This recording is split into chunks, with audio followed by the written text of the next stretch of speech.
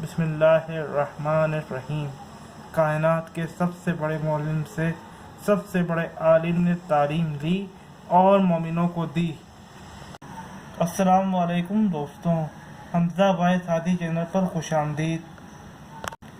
سب سے پہلے میں آپ کو آج کے اس عظیم دن عید غدیر کی مبارکباد پیش کرتا ہوں۔ آج میں آپ کو غدیر خم کا واقعہ قرآن و حدیث کی روشنی میں بیان کروں گا۔ چلتے ہیں اپنی ویڈیو کی جانب۔ غدیر خم کا واقعہ قرآن و حدیث کی روشنی میں۔ حضور اکرم صلی اللہ علیہ وسلم آخری حج ادا کرنے کے بعد مکہ سے مدینہ کی جانب روانہ ہوئے۔ ایک مقام پر پہنچے جسے صحرائے غدیر خم کہا جاتا ہے۔ آپ نے اپنی سواری کو روک کر فرمایا،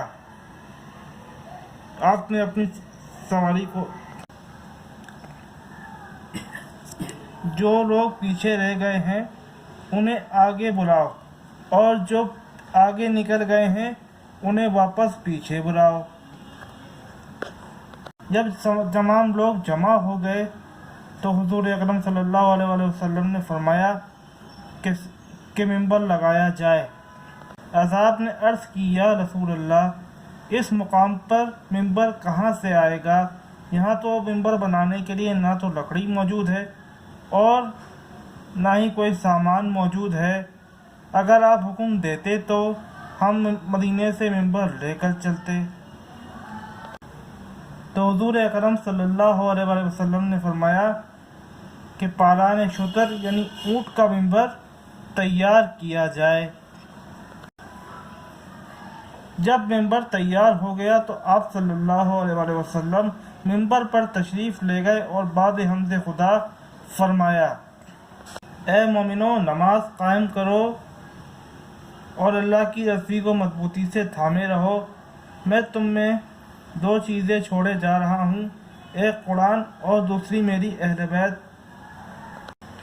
اس کے بعد حضور اکرم صلی اللہ علیہ وسلم نے مولا علی علیہ السلام کو بلایا اور فرمایا، اللہ میرا مولا ہے اور میں مومنین کا مولا ہوں، اور جس کا میں مولا ہوں اس کے یہ علی مولا ہے۔ اس بارے میں خدا بند عالم نے قرآن مجید میں ارشاد فرمایا ہے کہ ترجمہ بسم اللہ الرحمن الرحیم۔ اے ایمان والو، بس تمہارا ولی اللہ ہے اور اس کا رسول ہے، اور وہ صاحبان ایمان ہیں جو نماز قائم کرتے ہیں اور حالت رکوع میں زکوٰۃ دیتے ہیں۔ سورہ معاہدہ آیت نمبر 55۔ اس طرح اللہ تعالیٰ نے قرآن مجید میں مولا علی کی ولایت کی گواہی دی۔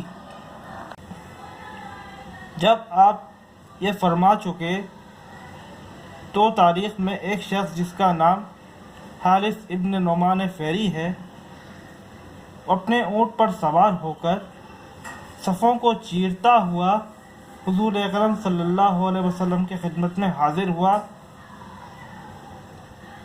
اور کہنے لگا کہ محمد صلی اللہ علیہ وسلم، آپ نے فرمایا کہ اللہ ایک ہے، نماز پڑھو اور اللہ کی عبادت کرو، اور کہنے لگا کہ آپ نے کہا کہ قرآن نازل ہوا ہے، ہم نے یہ سب باتیں مانی، اب کیا خدا نے یہ بھی فرمایا ہے کہ علی ہمارے مولا ہیں اور آپ کے وصی اور جانشین ہیں؟ تو حضور اکرم صلی اللہ علیہ وسلم نے فرمایا کہ بے شک ایسا ہی ہے۔ تو اس نے کہا کہ کیا یہ آپ کو خدا نے حکم دیا ہے یا پھر آپ اپنی مرضی سے اپنے بھائی کو اپنا وصی بنا رہے ہیں؟ تو آپ صلی اللہ علیہ وسلم نے فرمایا کہ قسم ہے اس ذات کی جس کے دست قدرت میں میری جان ہے، کوئی بھی کام بغیر حکم خدا کے نہیں کرتا۔ تو اس نے کہا کہ اگر یہ خدا کا حکم ہے تو آپ دعا کریں کہ مجھ پر اللہ تعالیٰ عذاب نازل کرے۔ حضور اکرم صلی اللہ علیہ وسلم نے فرمایا کہ خدا نے مجھے رحمت للعالمین بنا کر بھیجا ہے، میں تمہارے لیے کسی کے لیے عذاب کی دعا کیوں کر سکتا ہوں؟ پھر آسمان سے ایک پتھر آ کر اس شخص کے سر پر گرا جس نے اسے اور اس کے اونٹ کو 2 حصوں میں تقسیم کر دیا، یہاں تک کہ وہ ہلاک ہو گیا۔ اس بارے میں خدا بند عالم نے قرآن مجید میں فرمایا ہے کہ ترجمہ بسم اللہ الرحمن الرحیم، ایک مانگنے والے نے واقع ہونے والے عذاب کا سوال کیا جس کا کافروں کے حق میں کوئی دفاع کرنے والا نہیں ہے، یہ بلندیوں والے خدا کی طرف سے ہے۔ سورہ معارج آیت نمبر 1 سے 3۔ اس کے بعد حضور اکرم صلی اللہ علیہ وسلم نے 3 دن وہیں قیام کیا اور بیعت کا سلسلہ جاری رہا۔ اس کے بعد آپ سب کے ساتھ واپس مدینہ روانہ ہو گئے۔ دوستو، یہ تھا غدیر قم کا واقعہ قرآن و حدیث کی روشنی میں۔ اگر آپ کو ہماری ویڈیو پسند آئی ہے تو لائک کرنا اور شیئر کرنا نہ بھولیے گا، اور اگر آپ نے اب تک ہمارے چینل کو سبسکرائب نہیں کیا تو ہمارے چینل کو سبسکرائب کریں اور بیل آئیکن کو پریس کر دیجیے گا۔ اب دیجیے ہمیں اجازت، اللہ حافظ۔